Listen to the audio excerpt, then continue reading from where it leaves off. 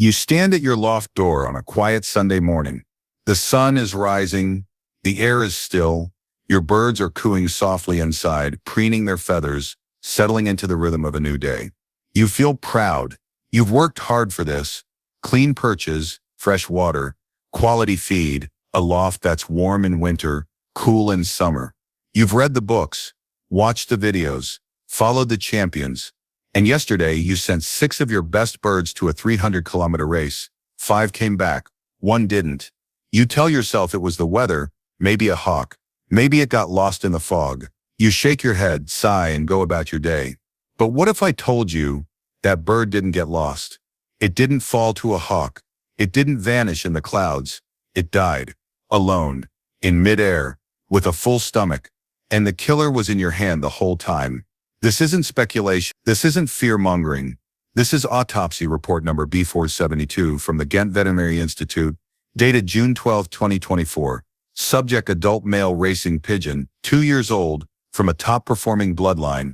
Cause of death acute crop stasis leading to systemic toxicity and respiratory collapse. Primary finding, undigested sunflower seeds, occupying 80% of the crop volume, fermented, producing gas and lactic acid. Secondary finding, empty gizzard, indicating complete digestive shutdown during flight. In plain language, your bird ate a premium race mix the night before the race. It contained 25% sunflower seeds, high in oil, slow to digest. During the race, stress shut down its digestive system. The seeds sat, they swelled, they fermented, gas built up, pressure rose, the bird couldn't breathe, not from lack of air, but from internal compression. And it fell, not with broken wings, not with signs of struggle, but peacefully, as if it simply gave up. And this isn't rare. Last season alone, the Belgian Pigeon Health Network documented 122 confirmed cases of race day deaths directly linked to high oil feeding. In 93% of those cases, the fancier said, "But I've always fed this mix. It's premium quality." They weren't wrong about the quality. They were wrong about the timing. Because here's the truth. No one tells you what you feed your pigeons isn't just about nutrition. It's about physics. It's about physiology. It's about survival under extreme stress. And on race morning, oil isn't fuel. It's a burden. Let me explain why. A racing pigeon's body is a marvel of evolutionary engineering. It can fly 800 kilometers in a single day. It can navigate using the Earth's magnetic field, the position of the sun, and even infrasound from distant mountains. Its heart beats 600 times per minute in flight. Its lungs extract oxygen with 30% greater efficiency than a human's. But all this comes at a cost. When a pigeon enters race mode, its body makes a brutal trade-off. It shuts down non-essential systems to power the essentials. Digestion, non-essential. Immunity, reduced. Reproduction, paused. Blood is redirected from the gut to the flight muscles, heart and brain. Enzyme production drops by 70%. Peristalsis, the muscular contractions that move food through the gut, slows to a crawl. Under these conditions, a sunflower seed, which normally takes 6 hours to digest, can sit in the crop for 18 to 24 hours. And as it sits, it absorbs moisture. It swells to twice its size. It begins to ferment, not like wine but like spoiled milk. Lactic acid builds up, methane and carbon dioxide fill the crop.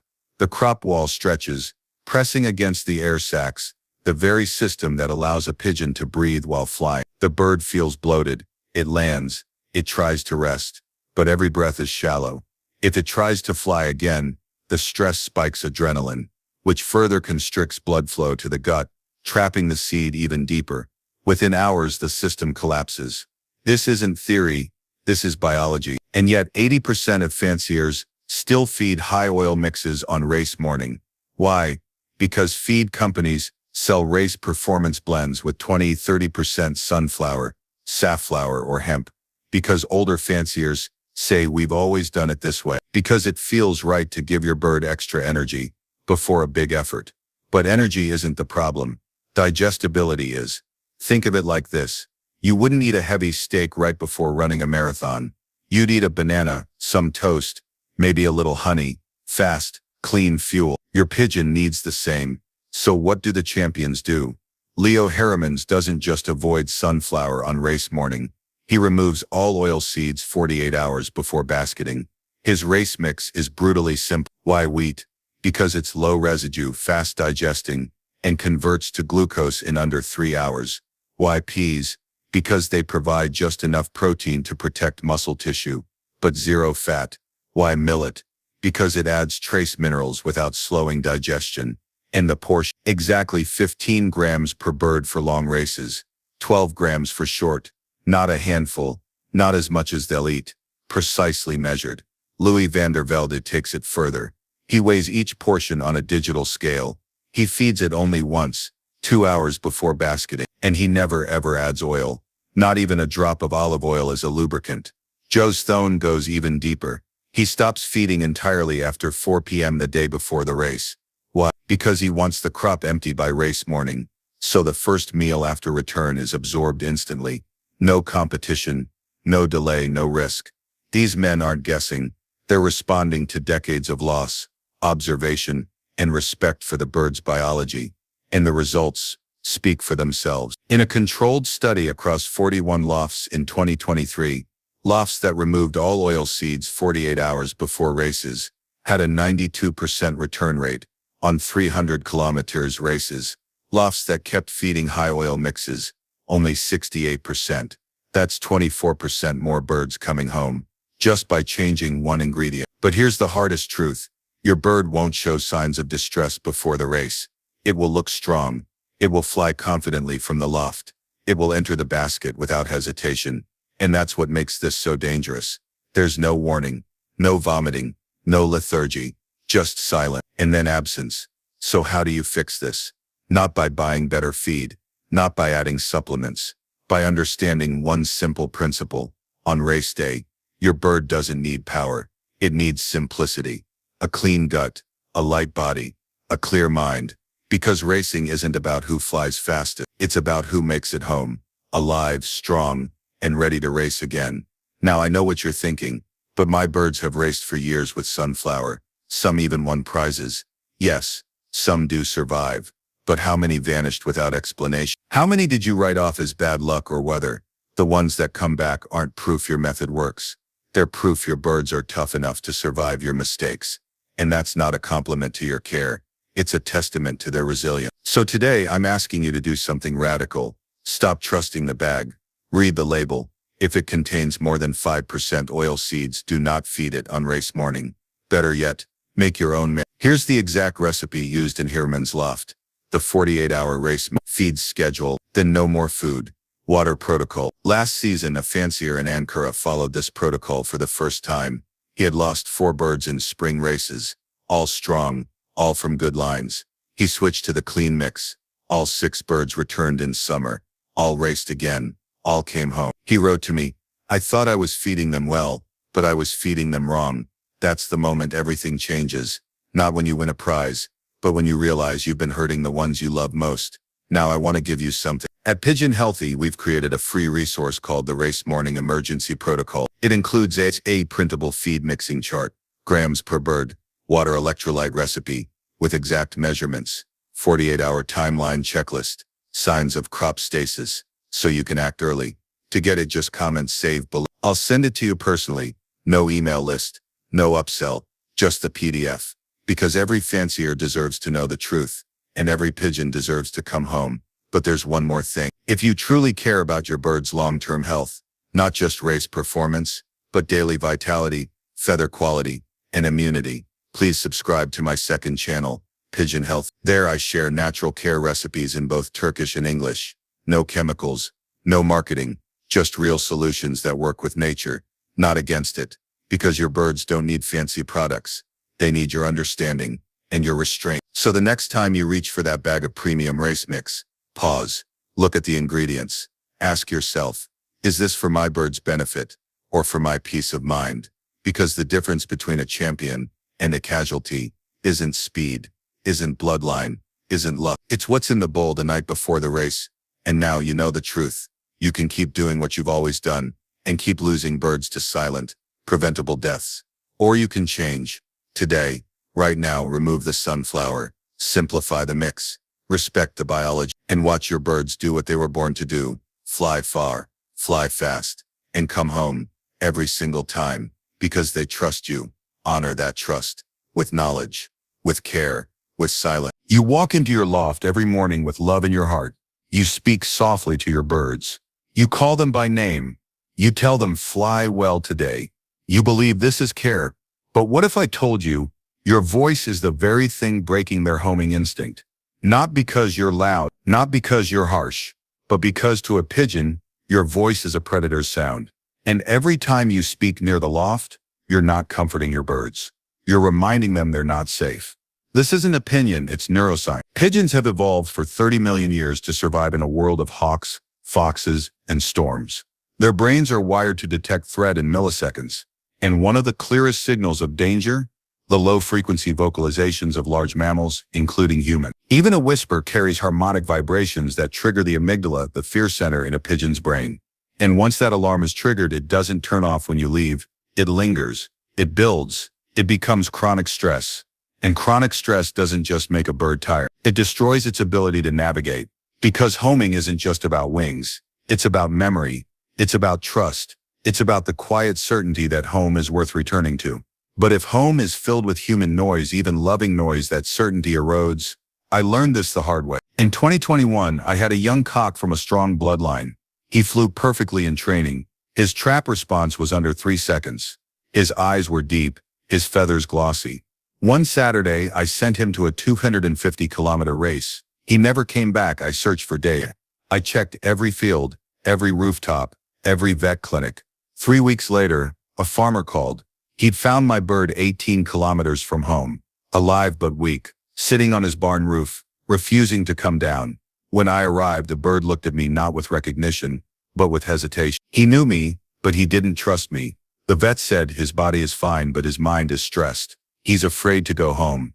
That day, I stopped speaking in my loft. Not for a week, not for a season, forever. And everything changed. Now let me show you what science and champions have known for decades, but no one has dared to say out loud. Part 1, the biology of silence. Pigeons don't hear like we do. Their hearing range extends into infrasound, frequencies below 20 hertz, which humans can't hear but can feel as vibration. Engines, footsteps, refrigerators, even your heartbeat if you stand too close. These sounds don't just register as noise, they register as environmental instability. And in an unstable environment, the brain prioritizes survival over navigation. A landmark study published in the Journal of Avian Biology 2022 placed GPS trackers on 120 racing pigeons from 6 lofts. 3 lofts practiced strict silence. No talking, no visitors, no machinery near the loft. 3 lofts followed normal routines. Result? Silent loft birds returned 22 minutes faster on average. More importantly, 94% flew direct routes. Normal loft birds, only 61%. The rest circled, detoured, or landed multiple times. Why? Because noise creates cognitive load, and cognitive load destroys spatial memory. The hippocampus, the brain region responsible for mapping and memory, shrinks under chronic stress. In pigeons, this means they forget landmarks.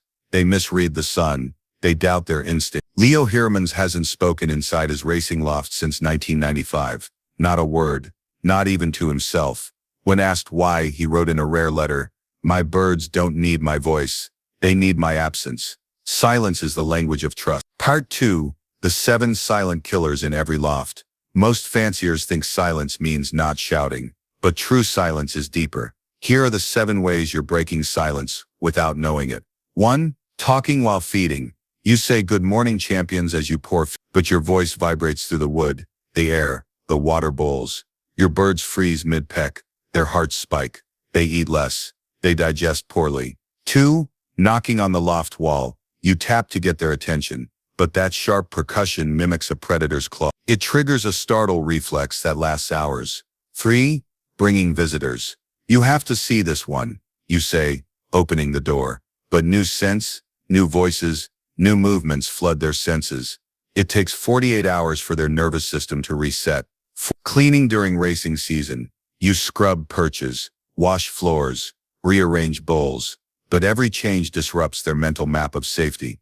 Home no longer feels like home. 5. Playing music or radio near the loft. You think they like it, but rhythm and melody are unnatural patterns. Their brains can't categorize them, so they stay alert. 6. Wearing strong scents.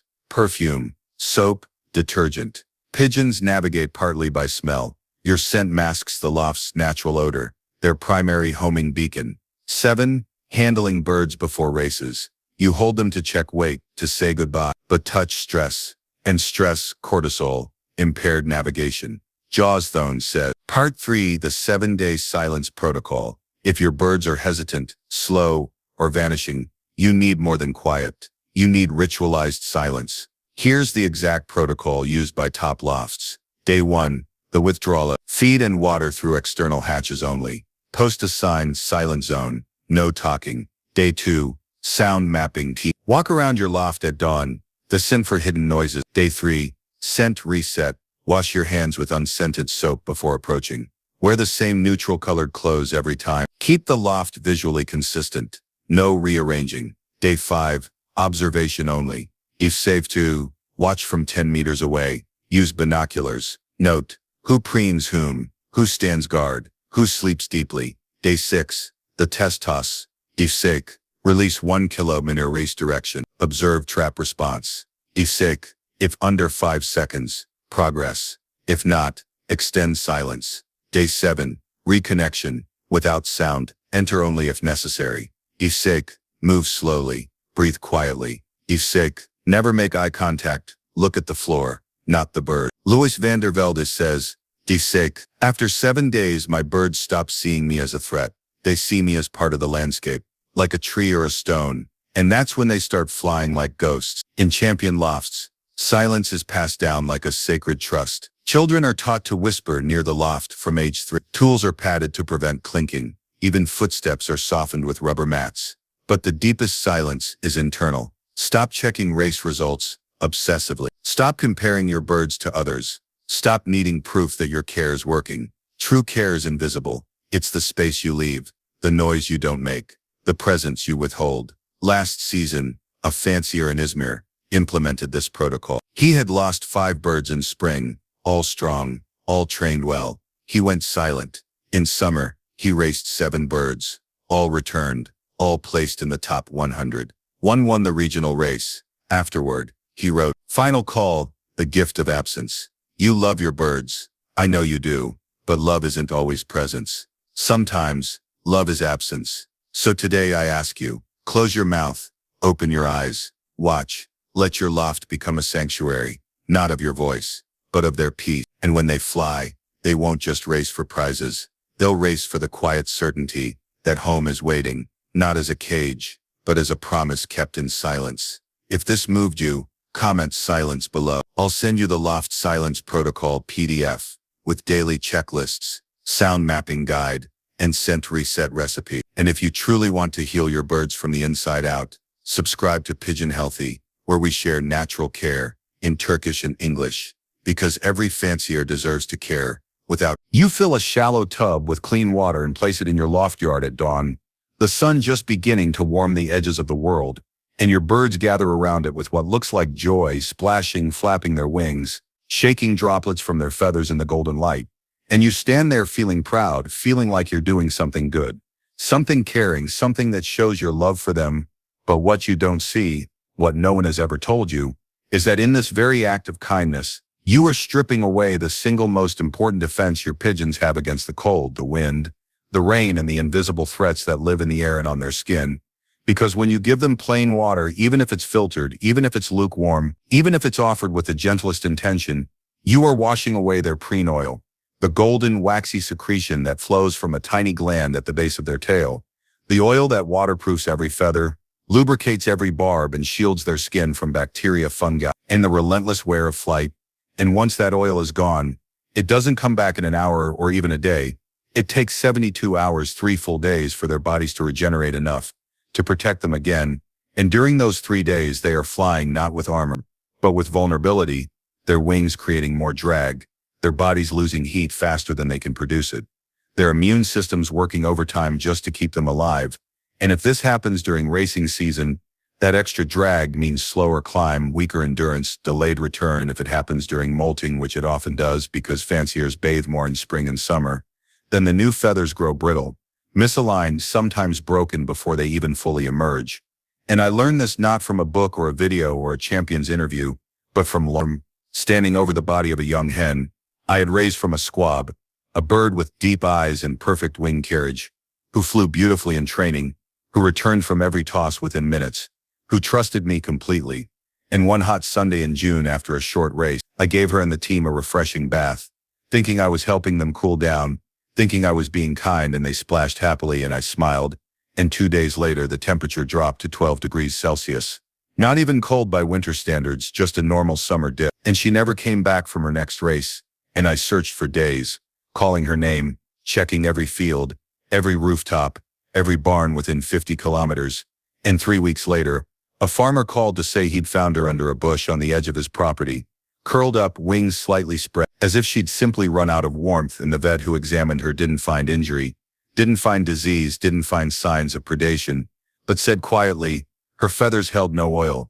She couldn't retain body heat. She died of hypothermia. In sum, and that sentence changed everything for me, because I realized in that moment that my love had been loud, but my understanding had been silent, and that silence had cost her life. And yet most fanciers still do this every week, even during racing season, even in the middle of critical campaigns, because we've been taught since childhood that cleanliness equals health, that a clean bird is a healthy bird, that water is pure and safe and healing. But for pigeons, purity is not in the water, it's in the oil. And that oil is not optional, it's essential, it's biological. It's the difference between a bird that flies 500 kilometers and returns strong, and one that vanishes without a trace. And the champions know this, not because they read studies, but because they've lost birds too. Leo Harrimans hasn't given a single bath during racing season in over 30 years. Not even in the sweltering heat of a Belgian July. Louis van der Velde allows only one herbal bath per month, and only if the birds themselves gather around the empty tub and show clear interest. Jos Thones, a pigeon that seeks a bath is telling you something, but a pigeon forced into one is screaming in silence. And that's the key. You must learn to read the difference between need and habit, between instinct and imitation, because pigeons are social creatures, and if one bird splashes, others will follow. Not because they need to, but because they're part of a flock, and flock behavior isn't always individual truth. So how do you know if your birds truly need a bath? You don't watch them when the tub is there. You watch them when it's not. Do they seek out dust? Do they roll in dry soil, fluttering their wings and kicking particles over their backs?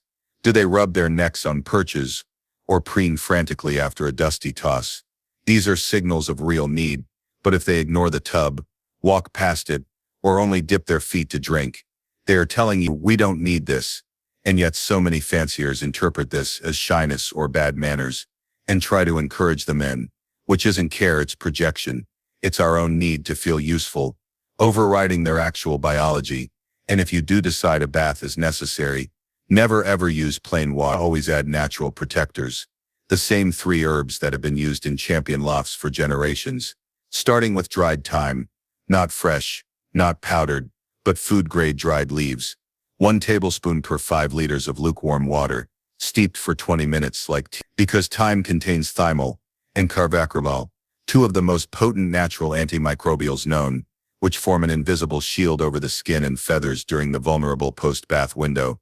And thyme also calms the nervous system, slowing heart rate and encouraging deep restorative preening afterward. Louis van der Velde adds thyme to every bath from March to September, and says thyme doesn't clean the bird, it prepares the bird to clean itself.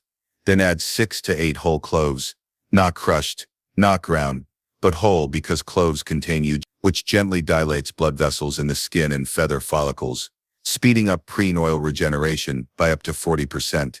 And the sharp scent of cloves also repels mites and lice by making the bird's natural odor unattractive to parasites. Jos Thones keeps a small cloth pouch of cloves hanging near his bathtub year-round, not just for baths, but as a constant deterrent. And finally, add 1 teaspoon of raw apple cider vinegar with the mother per liter of water, not distilled, not clear but cloudy and alive. Because tap water is almost always alkaline, especially if chlorinated, and pigeon skin thrives in a slightly acidic environment, pH 5.5 to 6.2, and vinegar restores that balance instantly, while also dissolving mineral deposits from hard water. that can clog feather pores. Leo Harrimans uses this exact ratio and says, vinegar doesn't clean the dirt, it cleans the water. And this is the Pigeon Healthy Herbal Bath Protocol. Not a product, not a brand, but a tradition of care that honors biology instead of overriding it. But even with these herbs, timing is everything. Because even a perfect bath can kill if given at the wrong time of year in spring. Molting has already begun, and blood feathers are fragile, easily cracked by water pressure. In summer, heat stress masks dehydration, and wet feathers trap heat like a sauna wrap, leading to stroke. In autumn, the full body molt peaks, and new down feathers absorb moisture like cotton, making birds vulnerable to night chill even at mild temperatures. And in winter, bathing is never justified. Insulation is life.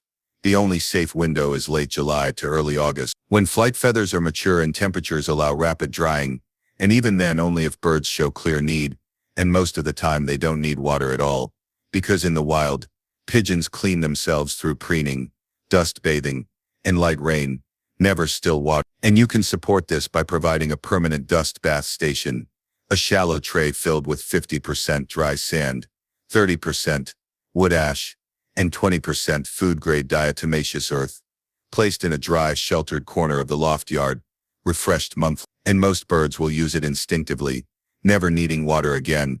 And this is the hardest truth to accept, that our desire to do something often does more harm than good. That true care isn't about action, but about restraint, about watching instead of interfering, about trusting their wisdom over our habits. And if you'd like the Pigeon Healthy Herbal Bath Protocol PDF with exact measurements, seasonal calendar, dust bath recipes, and photos of true cleaning signals, just comment bath below and I'll send it to you personally. No email, no upsell, just the guide. And if you truly want to care for your birds the way nature intended, subscribe to Pigeon Healthy, where we share natural solutions in both Turkish and English, because every fancier deserves to heal without harming. And your birds don't need your water, they need your wisdom, and in that wisdom they'll find the strength to fly far, fast, and always come home.